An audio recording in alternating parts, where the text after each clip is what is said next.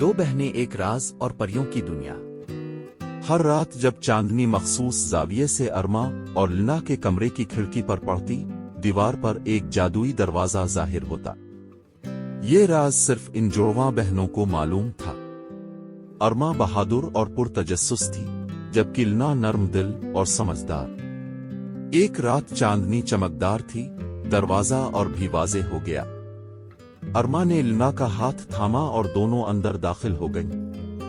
سامنے ایک حیرت انگیز دنیا تھی، گلابی آسمان، تیرتے جزیرے، قوس قزح جیسی ندیاں اور اڑتی پریاں۔ تب ایک خوبصورت پری زمین پر اتری، جس کا نام زارینہ تھا۔ وہ سنہری پروں اور چمکتے لیوینڈر بالوں والی ایک باوقار پری تھی۔ اس نے بتایا کہ یہ دنیا خطرے میں ہے اور صرف یہ دونوں بہنیں اسے بچا سکتی ہیں۔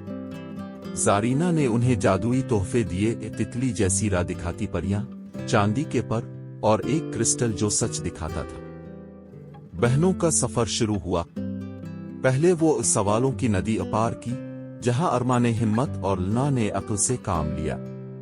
پھر وہ سرگوشیوں والے جنگل میں گئیں، جہاں درختوں میں آنکھیں چمک رہی تھیں۔ جنگل کی محافظ پریاں نمودار ہوئیں اور انہیں حفاظت سے نکالا۔ آخر وہ سایوں کے محل پہنچی، جہاں خوفناک جادوگرنی اونٹارا نے ان کا سامنا کیا۔